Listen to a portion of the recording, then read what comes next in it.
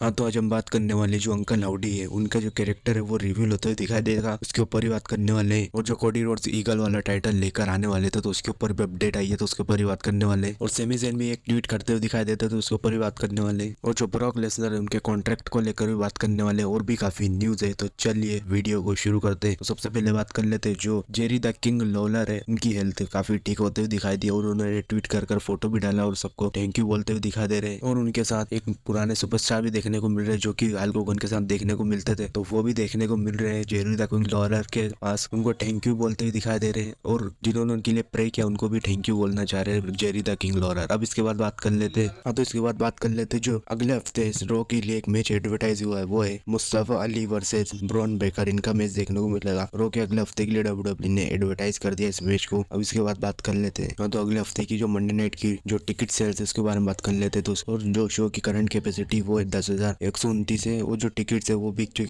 9,442 tickets बिक चुके और 687 टिकट्स बची हुई, यानी कि शो तो काफी सोल्ड आउट ही हो चुका है मंडे नाइट रॉ। अब इसके बाद बात कर लेते हैं। हाँ, तो जो बेकी लिंच है उन्होंने हिस्ट्री बनाई है, यानी कि जो उन्होंने स्टील केज मैच, यानी पहली वुमन थी जिन्होंने स्टील केज मैच लेकर आई थी डब्ल्यूडब्ल्यू के अंदर रॉ, स्मैकडाउन और पेपर व्यू में, यानी कि जो एक बार एलेक्सा ब्लिस के साथ देखने को मिला, फिर उसके बाद सर्वाइवर सीरीज में, फिर उसके बाद मंडे नाइट रॉ में इनका मैच देखने को मिला स्टील केज में, यानी कि बेकी लिंच ने स्ट्रीम बनाई है इसको लेकर। अब इसके बाद बात कर लेते जो गुंथर है उनको 243 डेज हो चुके हैं, इंटरकॉन्टिनेंटल चैंपियन बने। अब इसके बाद बात कर लेते हैं। हाँ, तो जो एलिमिनेशन चेंबर में ऑस्टिन थ्योरी उनका मैच देखने को मिलेगा, तो उस मैच में ये बताया जा रहा है कि जो थ्योरी है वो रिटेन तो करेंगे, लेकिन एक और पीछे ये किया जा रहा है कि जो डेमियन प्रीस्ट और मॉन्टेज फोर्ड है, इन दोनों में से कोई एक यूएस यूनाइटेड स्टेट्स टाइटल जीतने वाला एलिमिनेशन चेंबर मैच में। और जो सेथ रोलिंस का भी आ रहा था, लेकिन अभी ये न्यूज पता चली कि जो डेमियन प्रीस्ट और मॉन्टेज फोर्ड है ये भी जीत सकते हैं एलिमिनेशन चेंबर में। अब इसके बाद बात कर लेते हैं। हाँ, तो जो रिया रिप्ले वो मंडे नाइट रॉ में देखने को नहीं मिली, तो वो इसलिए देखने को नहीं मिली क्योंकि न्यूज ये आ रही है कि जो उनकी ऑस्ट्रेलिया गई हुई थी, उनकी जो फैमिली है उनके वहां पर गई हुई थी, यानी कि जो फैमिली में कुछ फंक्शन या कुछ होगा, लेकिन तो इसमें सिर्फ ये लिखा है कि वो ऑस्ट्रेलिया गई थी अपनी फैमिली के पास बैक,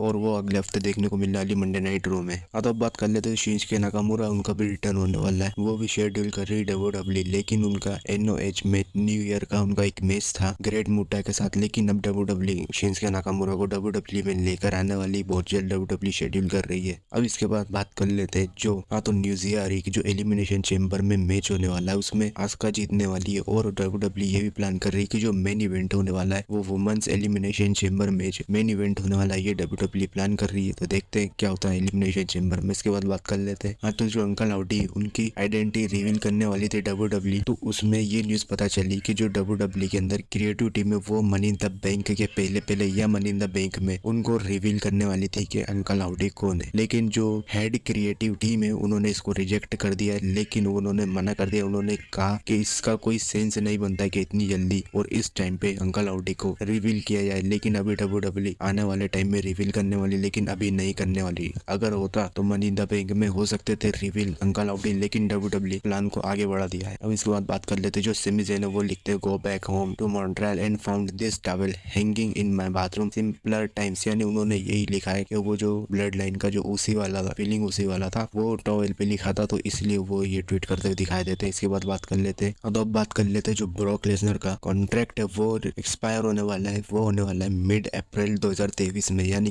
कि जो ब्रॉक लेसनर उनका कॉन्ट्रैक्ट मिड अप्रैल में खत्म होने वाला है, इसलिए डब्ल्यूडब्ल्यू ब्रॉक वर्सेस बॉबी का मैच कर रही है एलिमिनेशन चेंबर में, एडवांस में कर रही है डब्ल्यूडब्ल्यू, क्योंकि उनका कॉन्ट्रैक्ट है वो अप्रैल में मिड में खत्म हो जाएगा। तो डब्ल्यूडब्ल्यू में अगर ब्रॉक लेसनर रेसलमेनिया में मैच चाहते हैं तो डब्ल्यूडब्ल्यू उसके रिलेटेड कन्वर्सेशन करने वाली, लेकिन उनका अप्रैल में ही कॉन्ट्रैक्ट खत्म हो जाएगा, तो इसलिए डब्ल्यूडब्ल्यू ने एलिमिनेशन चेंबर में बॉबी के साथ मैच बुक कर दिया। अब इसके बाद बात कर लेते जो ईगल वाला टाइटल है वो डब्ल्यूडब्ल्यू ने प्लान कैंसिल कर दिया। अगर रोमन वर्सेस द रॉक होता है रेसलमेनिया 39 में, तो डब्ल्यूडब्ल्यू इंट्रोड्यूस करने वाली है एक नया टाइटल, और वो होगा कोडी रोड्स, सेथ रोलिंस और ड्रू मैकिंटायर, इनमें से कोई भी जीतेगा वो इस टाइटल को जीत सकता है, यानी कि जो रोमन रेंस वर्सेस रॉक होगा रेसलमेनिया में, तो ही डब्ल्यूडब्ल्यू नया टाइटल लेकर आने वाली है, और वो उनका मैच होगा कोडी और सेथ और ड्रू मैकिंटायर, और इनमें से कोई एक जीतने वाला है वो टाइटल। और अगर रॉक आते हैं तो ही डब्ल्यूडब्ल्यू नया टाइटल लेकर आने वाली है। तो देखते हैं द रॉक रिटर्न करते कि नहीं। तो आज की न्यूज एंड अपडेट नहीं तक की थी। वीडियो को लाइक करें, चैनल को सब्सक्राइब जरूर करें। मिलते